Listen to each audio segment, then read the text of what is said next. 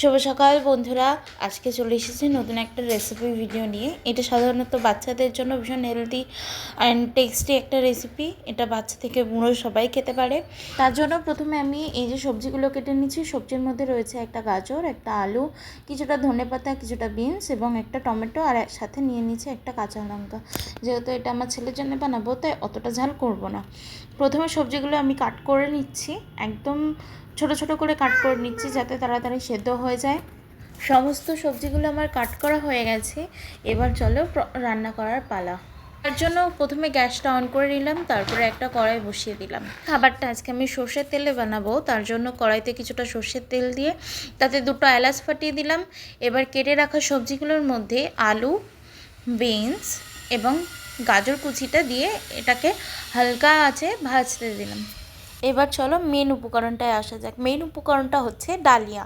হ্যাঁ, আজকে আমি ডালিয়াই বানাচ্ছি। ডালিয়াটা একটা বাটিতে করে মেপে নিলাম, যেহেতু হাফ বাটি ডালিয়া নিচ্ছি, তাই ভালো করে এটাকে ধুয়ে নিচ্ছি। ভালো করে জল পাল্টে পাল্টে ধুয়ে নিতে হবে, কারণ এর মধ্যে না প্রচুর নোংরা থাকে। তো তোমরা দেখতেই পাচ্ছ। তো এদিকে সবজিটা ভাজা হয়ে গেছে, আর সবজির মধ্যে কিছুটা আমি লবণ দিয়ে দিয়েছিলাম আগেই, আর এখন দিয়ে দিচ্ছি কিছুটা হলুদ। তো চলো এবার ডালিয়াটা আমি দিয়ে দিচ্ছি জলটা ছেঁকে, জল সমেত দেবো না। প্রথমে আমি ডালিয়াটা ভেজে নিইনি, কারণ এই সবজির সাথে একসাথেই ভাজা হয়ে যাবে তার জন্য। তো এটাকে ভালো করে একটুখানি ভেজে নিয়ে, সুজি যেরকমভাবে ভাজা হয় সেরকমভাবে ভেজে নিই।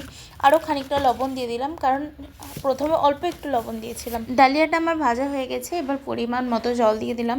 যতটুকু ডালিয়া নেওয়া হয়েছিল তার থেকে সামান্য একটু পরিমাণে জলটা বেশি দিয়েছি, আর এটাকে একদমই গ্যাসটা লো ফ্লেমে দিয়ে হতে দিয়েছি। তো দেখছো জলটা অনেকটা টেনে এসেছে। এবার দিয়ে দিচ্ছি কিছুটা চিনি অল্প স্বাদের জন্য, আর ধনেপাতা, আর সাথে নামানোর আগে দিয়ে কিছুটা ঘি। তো এই যে একদম আমাদের ঝরঝরে ডালিয়া রেডি। তো চলো এবার সার্ভ করার পালা। এটি তোমাদের কেমন লাগলো অবশ্যই জানিও। দেখা হচ্ছে পরের নেক্সট কোনো একটি ভিডিওতে। টাটা।